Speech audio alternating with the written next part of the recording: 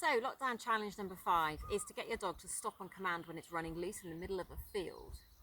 You can either do a sit or a down or a stand, whatever suits your dog. I have collies mainly, and so the down is what suits them. For some gun dogs, it would be a sit. It's whatever your dog naturally does. The important part though is to actually get the sit or the down, or even just a stand, naturally with the dog quite close to you. So some people say to me that they're struggling to get a down full stop. So let's just look at that. If we want a sit, my hand is high, sit, nice. My hand goes up because that's where the dog's head needs to be. If you are struggling, sit, there we go. And she will then automatically rock back. If you're struggling and you want her by the side of you, so it's sit, sit, nice. And she can do it. With a down, it's much harder to go to a down if the dog is in a sit, much harder. So it's easier if they're in a stand. And all you need to do is to put your hand with the food between the dog's front paws, and it off balances them. As she rocks back, just gently slide down, please, down, down, good girl. It's called a cantilever down, where they rock backwards into the down, but by having your hand underneath their paws and through their front legs makes it so much easier. She's automatically doing the down because she knows it's a down. My hand goes back, slide my hand down her back, and she will go. I'm not pushing down, I'm just sliding my hand down, slide down, and she goes. I am putting the food to the floor.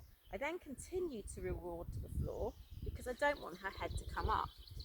Eventually then you just build that up so you can do that from a distance. So down, nice, down, down, food to the floor, and then you build up over a couple of sessions of being able to walk down, lie down, down, being able to walk away, down, go. Once you've got that, and you can do it nice and close, it's then building your down or your sit at a distance. So how do we go about that? Once you're fairly confident the dog knows what a sit or a down or a stand position is, and you've got your verbal cues sorted, mine is down, and I don't use an arm for my down when I'm doing it with my collies, but I would use a sit. If I was asking a dog to sit at a distance, I would probably have my hands in the air saying sit, or lots of people just put their hands up for the stand as well, asking them to stop. The thing with this is that it can be a lifesaver. If your dog has run off and it's the opposite side of a road, or it's running towards the main road, you can use this to call them back, to drop them before you call them, especially if they're on the other side of the road. You don't want them to run straight to you, so rather than saying come, you can just yell your command that makes them stop where they are. The other thing is that some dogs aren't very good at recalls. This is Teak, he's 10.5 months old, and he struggles at the moment with his recall, but I can drop him, and once he's laid down, his attention is on me, and he is more likely to then recall. So it's a really good way of building value into a recall for your dog as well, or just getting a focus on you before you recall them in. Okay, so you start asking them to do it. You start asking them for a down and where they're at a distance from you. And when you say your command and you ask them to drop or sit, you then must walk to them. What you don't want is them walking towards you. So, go find it. Find it. Down, down, nice. I've walked to him. I've rewarded where he was down. I then walked away a little bit so he knows that it's not being at my side that is important. I fed him in that position with my food on the floor. Okay, go. Good boy. And then he can release. You can then go for a walk. So,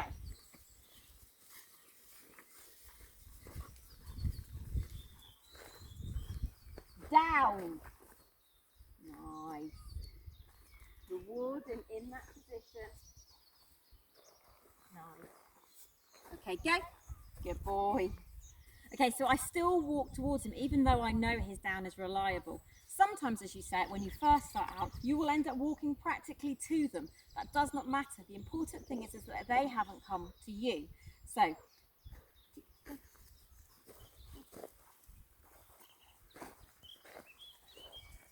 down. Nice. So this is the distance that I am from Teak. Even if we had met in the middle, that is better down than him coming all the way back to me. Uh-oh. Down. Nice. Because I hadn't rewarded him, he was expecting a treat, even though he wouldn't get that on. Walk down. Good. Nice. Down.